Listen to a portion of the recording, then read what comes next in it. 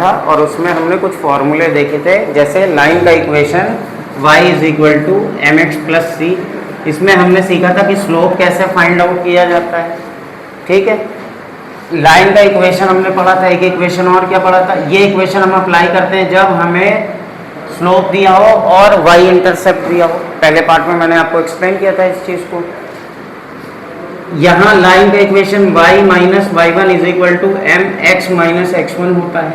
ये कब होता है, जब लाइन किन्हीं पॉइंट से होकर जा रही होती है, तब ये रखते हैं। हमने 1 पॉइंट फॉर्म और 2 पॉइंट फॉर्म पढ़ा था कि लाइन किसी एक पॉइंट से होकर पास हो रही है या फिर 2 पॉइंट से होकर पास हो रही है। अब उसी में हम आगे क्वेश्चन करते हैं और इस वीडियो में हम जितने भी इम्पोर्टेंट क्वेश्चन हैं उनको करते हैं। चलिए, क्वेश्चन नंबर 10 हमसे कहता है find the value of t, find the value of t if the given line y upon 2 is equal to x minus p passes. ये लाइन पास कर रही है, ये एक इक्वेशन दिया है लाइन का और ये लाइन पास कर रही है, पासेस थ्रू -4,4 इन पॉइंट से पास कर रही है। ठीक है, मेरा कोशिश ये होती है कि ये वीडियो ज़्यादा लंबे ना बने, फालतू की बकवास इसमें इतनी ज़्यादा ना हो, सीधे सीधे कंसेप्ट पे बात हो। तो इसलिए मैं पहले इंट्रोडक्शन में तुम्हें समझा देता हूँ, फिर उसके बाद जिससे ज़्यादा से ज़्यादा सम हो सके। ये कह रहा है कि ये एक लाइन का इक्वेशन दिया और ये लाइन इस पॉइंट से पास हो रही है। सपोज करो एक लाइन थी, ये इस लाइन का क्या इक्वेशन है, y/2 is equal to x minus p. ये इस लाइन का इक्वेशन है और ये लाइन किस पॉइंट से पास हो रही है, -4,4। अब तुम्हें क्या याद रखना है, अगर कोई लाइन किसी पॉइंट से पास हो रही है तो x की जगह पर x कोऑर्डिनेट और y की जगह पर y कोऑर्डिनेट की वैल्यू रखी जा सकती है। तो इस वाली लाइन के इक्वेशन में x की जगह हम क्या रख देंगे, -4, y की जगह क्या रख देंगे, 4। तो y/2 दिया है, हो जाएगा 4/2 is equal to x minus p, -4 minus p. ठीक है, 4/2 means 2, 2 is equal to -4 minus p. P की वैल्यू चाहिए, पी को इधर ले आओ, पी पॉजिटिव हो गया, -4 माइनस 2, पी की वैल्यू आ गई -6। आई बात समझ में? चलिए जल्दी से फिर अगला क्वेश्चन कहता है 11th वाला, इसी में देख लेते हैं। चलिए, क्वेश्चन नंबर 11 से given that a,2a lies on the line, एक लाइन का इक्वेशन दिया है, on the line y/2 is equal to 3x minus 6।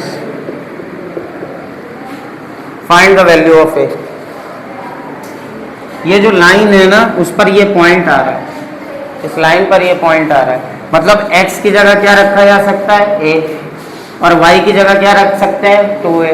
Value put कर देना, a की वैल्यू आ जाएगी।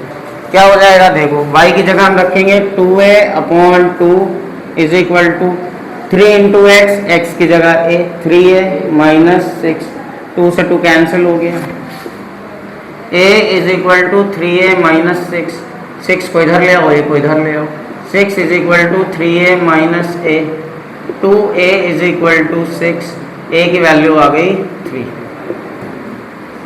ठीक है, नोट कर लीजिए। ठीक है, तो यहाँ पर हम लोगों ने एक बात ये सीखी कि अगर किसी लाइन पर कोई पॉइंट आ रहा है तो x की जगह x कोऑर्डिनेट और y की जगह y कोऑर्डिनेट की वैल्यू उस इक्वेशन में रख सकते हैं। हर लाइन का कोई ना कोई इक्वेशन होता है, उसमें उस इक्वेशन में x कोऑर्डिनेट और y कोऑर्डिनेट को रखा जा सकता है। तो क्वेश्चन नंबर 10 और 11 हो गए आपके। अब अच्छा, आपने कोलिनियर वर्ड सुना है, कोलिनियर। कोलिनियर का मतलब एक ही लाइन में आने वाले पॉइंट्स। कोलिनियर का क्या मतलब होता है कि वो पॉइंट जो एक ही लाइन में आ जाए। तो अगर 3 पॉइंट कोलिनियर है तो उन दोनों के बीच का स्लोप निकालना पड़ेगा। क्या करना पड़ेगा, स्लोप निकालना पड़ेगा। कोलिनियर का क्वेश्चन जैसे ही आएगा उसको कराएंगे। अब जो क्वेश्चन आपको दिया हुआ है, क्वेश्चन नंबर 12 कहता है the graph of the equation y is equal to mx plus c passes through the points 1, 4 and -2, -5. Find the value of m and c. एक लाइन है बच्चों, ये लाइन जा रही है, इस लाइन का इक्वेशन है y is equal to m x plus c. ठीक, अब ये लाइन जो है ये इन पॉइंट से पास हो रही है। पहले ये पास हुई सपोज करो 1,4 से, फिर यही लाइन आगे जाकर के पास हुई -2, -5 से। ठीक है, लाइन का इक्वेशन क्या दिया है बच्चों, y is equal to m x plus c. ये लाइन 1,4 से पास हुई और -2, मतलब इसके कोऑर्डिनेट x और y की जगह रखे जा सकते हैं, इन कोऑर्डिनेट्स को भी यहाँ रखा जा सकता है, दो इक्वेशन बनाए जा सकते हैं और उन्हें सॉल्व करके m और c निकाला जा सकता है। तो पहले हम लिखेंगे since y is equal to m x plus c passes through, किससे पास हो रही है, पहला पॉइंट क्या है, पासेस थ्रू 1,4, तो x की जगह क्या रख देंगे 1 और y की जगह क्या रख देंगे 4। अगर कोई लाइन किसी पॉइंट से पास होती है तो x और y की वैल्यू उसमें पुट की जा सकती है।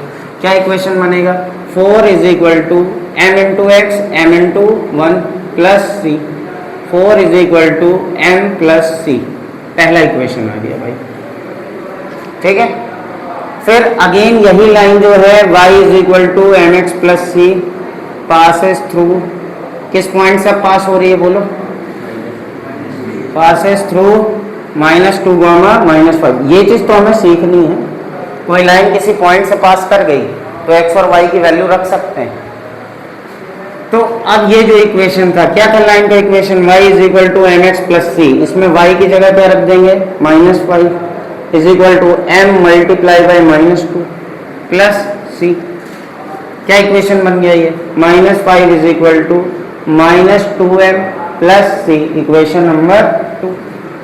अब 1 और 2 को सॉल्व कर लेते हैं। 1 और 2 आपने ये simultaneous linear equation class 9th में सॉल्व किया होगा, है ना, नहीं किया है तब भी कोई बात नहीं, मैं सिखा देता हूँ। इसमें पहला इक्वेशन लिखिए, पहला इक्वेशन क्या दिया है, m plus c is equal to 4।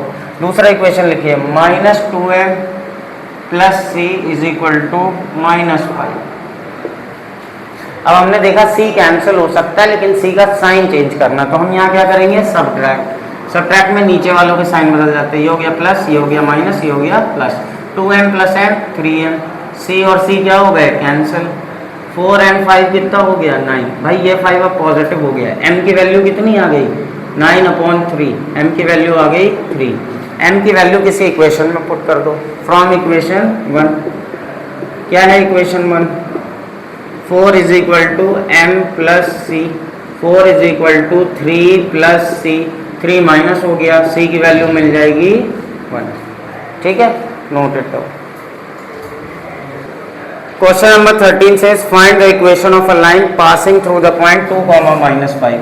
कोई लाइन है वो 2, -5 से पास हो रही है, कोई लाइन थी वो 2, -5 से पास हुई है। और आगे की कहानी, making an intercept of -3 on y axis. y axis वाला पता है इंटरसेप्ट क्या होता है, जैसे ये हो गया x एक्सिस, ये y। ये जो y एक्सिस पे ओरिजिन से इस लाइन ने जो दूरी तय की इसको बोला जाता है y इंटरसेप्ट, जिसको c से डिनोट करते हैं। किससे डिनोट करते हैं, तो लाइन पास हो रही है 2, -5 से और c की वैल्यू कितनी दी है -3। c क्या होता है, y एक्सिस पर कोई लाइन ओरिजिन से जो दूरी तय करती है उसको बोला जाता है y इंटरसेप्ट। ठीक है, ऐसे जनरली याद कर लो, y इंटरसेप्ट मतलब c। लाइन का इक्वेशन क्या होता है, y is equal to m x plus c, है ना। तो भाई लाइन के इक्वेशन में ये वैल्यू पुट कर दो, x की जगह क्या पुट कर दोगे 2। सबसे पहले स्लोप निकालो, y इज इक्वल टू क्या होता है एम एक्स प्लस सी। पहले तो ये कहानी करो, ठीक है। चलो अच्छा, अगर ये पास हो रहा है यहाँ पर, चलो एक चीज़ और पता लग गई, ये यहाँ पर इस पॉइंट का x कोऑर्डिनेट क्या होगा 0, y कोऑर्डिनेट क्या होगा -2, यही तो होगा। और ये जो लाइन थी, ये एक और पॉइंट से पास हो रही थी, किस पॉइंट से 2, -5, इससे भी पास हो रही थी।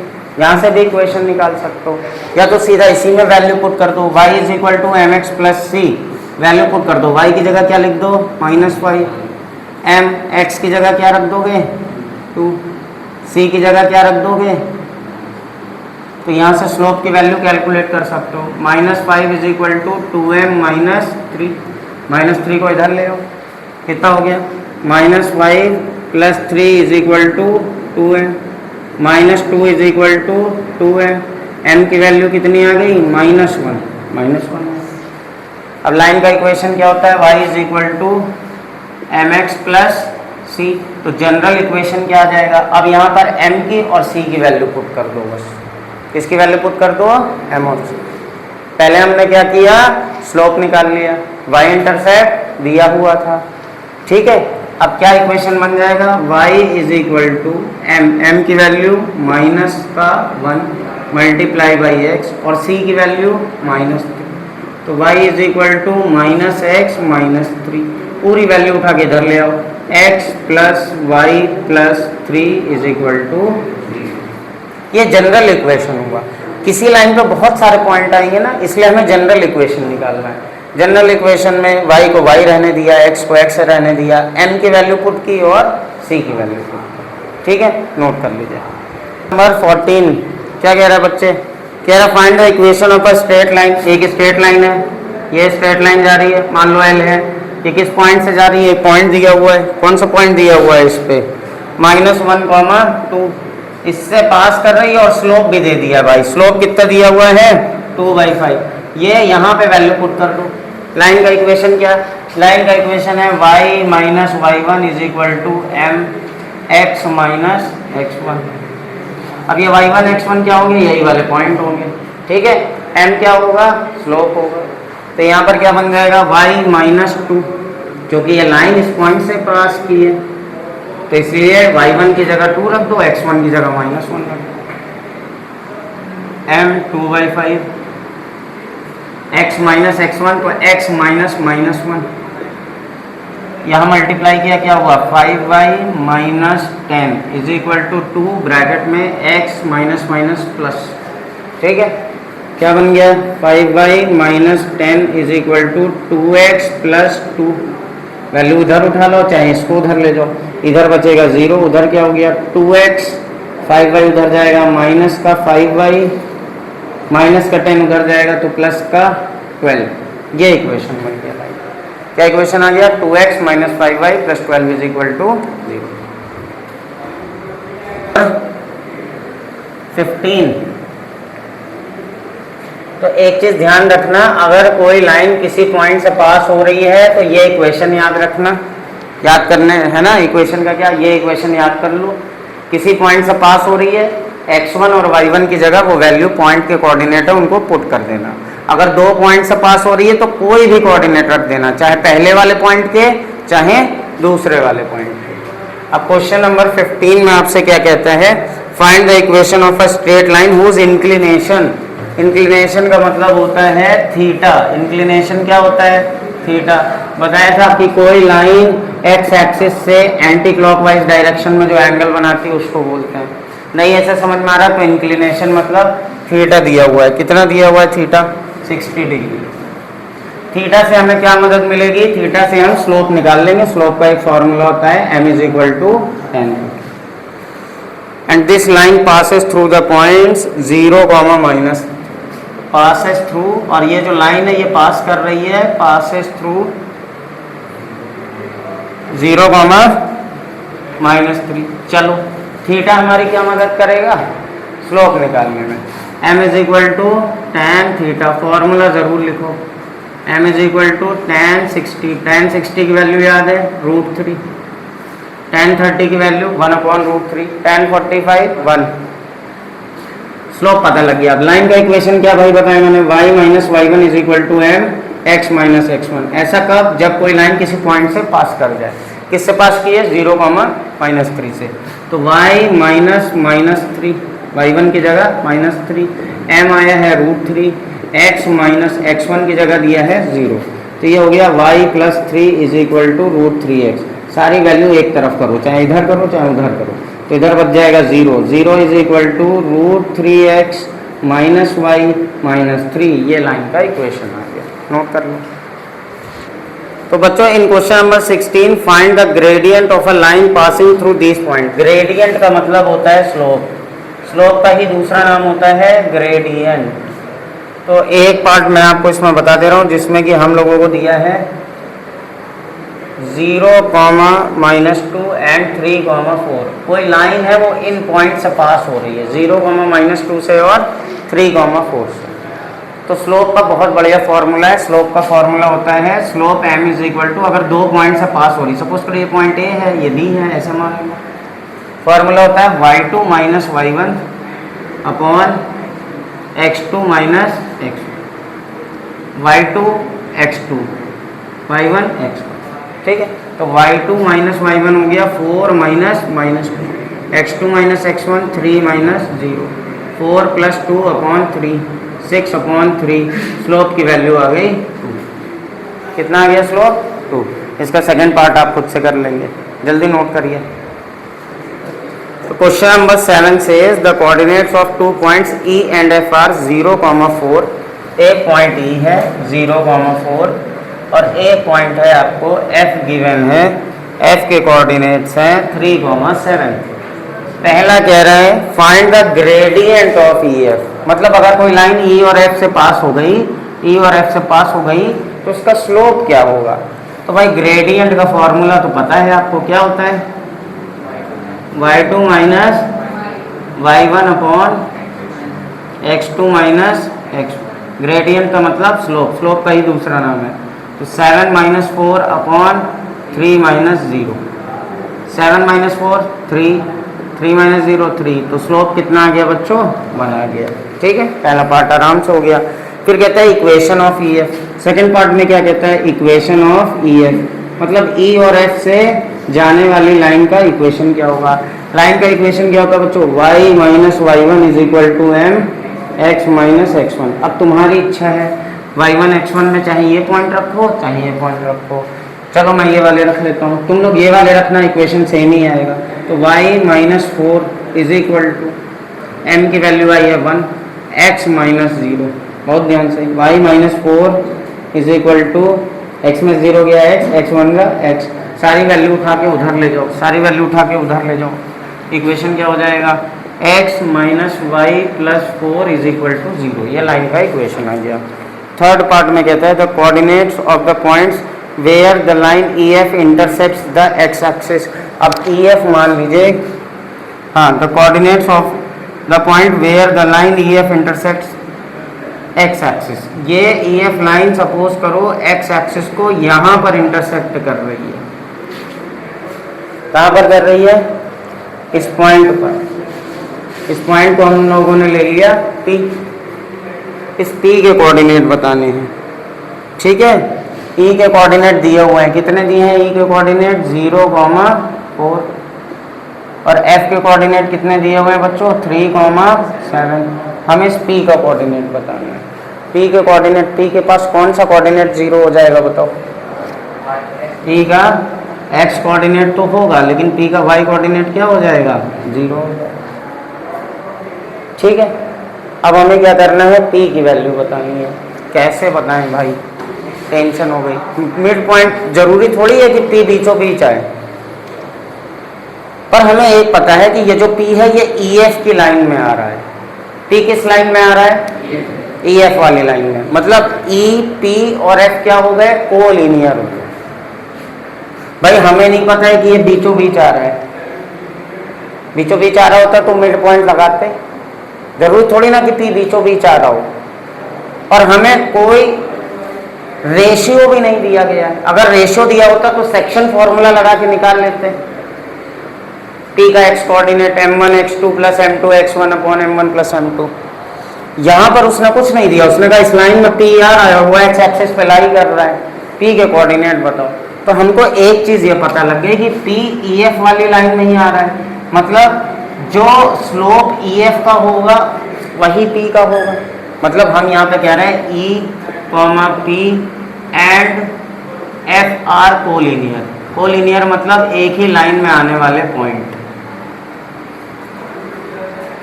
तो जो स्लोप EP का होगा, किसका स्लोप? स्लोप ऑफ EP बराबर होगा slope of P F. EP E F ले सकता हूँ, स्लोप ऑफ ई एफ। जो ई एफ लाइन का स्लोप है वही ईपी लाइन का स्लोप होगा। अब इन दोनों से स्लोप कैसे निकालें? y2 माइनस y1, तो 0 minus 4, y2 minus y1 upon x2 minus x1।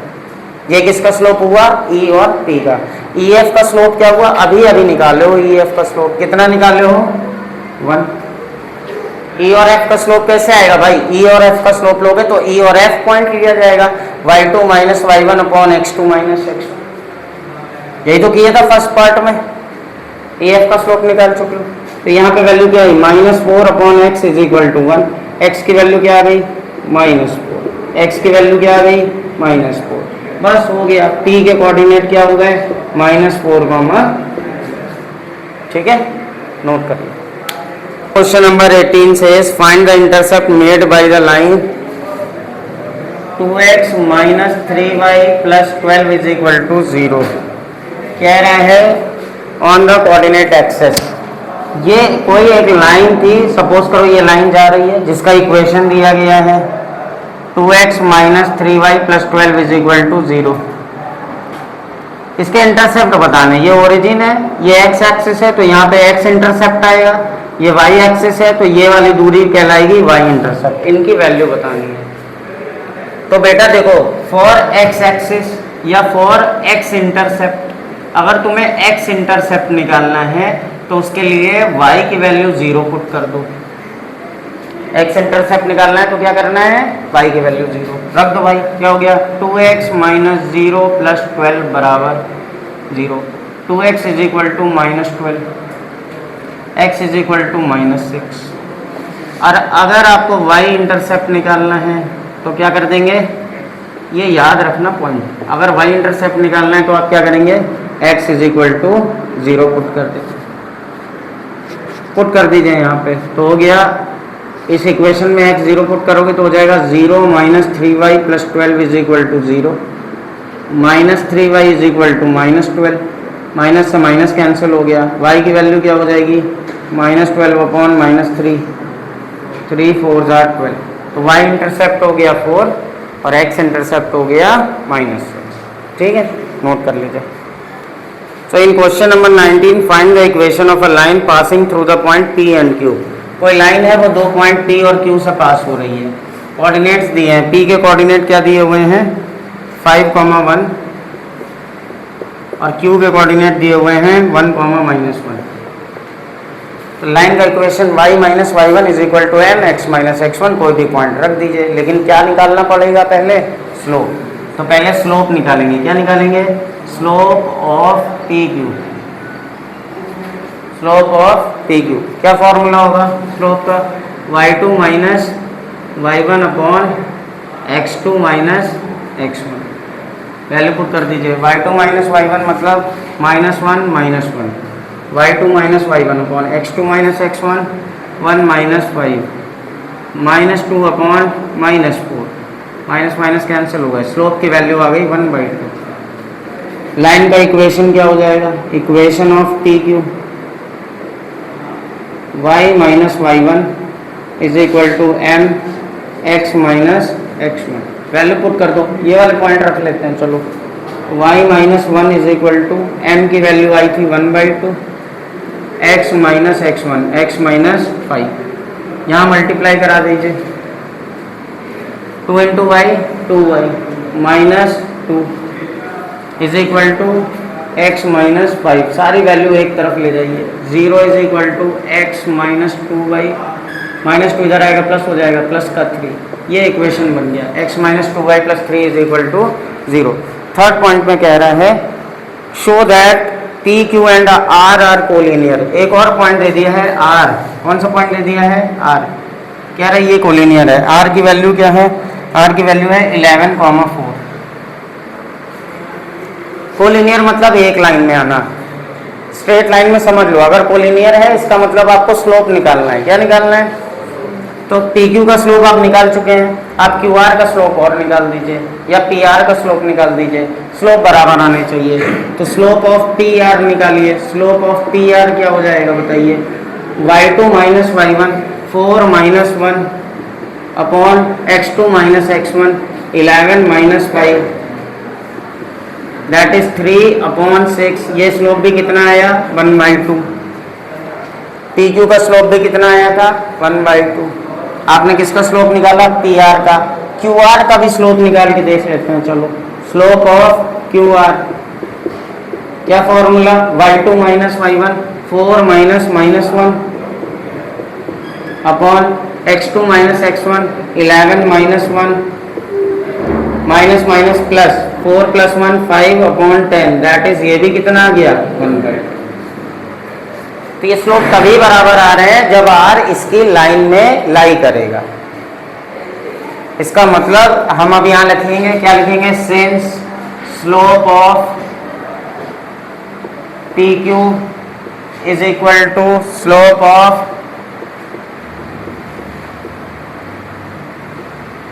Q R is equal to slope of P R. ये तीनों स्लोप क्या है, बराबर है भाई। इतने का स्लोप और पूरी लाइन का स्लोप क्या आ गया, इक्वल। स्लोप तभी इक्वल आएंगे जब पॉइंट्स कोलिनियर होंगे। ठीक है, तो नेक्स्ट क्वेश्चन जो आपको है, ये आपका होमवर्क है, क्वेश्चन नंबर 20, जिसमें ए की वैल्यू फाइंड करनी है। ए, बी और सी पॉइंट दिए हुए हैं। तो 20 वाले में आप क्या करेंगे, slope of A B is equal to slope of B C. Hint note कर लीजिए, slope of A B is equal to slope of B C, और सॉल्व कर दीजिएगा, ए की वैल्यू आ जाएगी। चलिए थैंक यू। अब नेक्स्ट क्वेश्चन अगले पार्ट में करेंगे।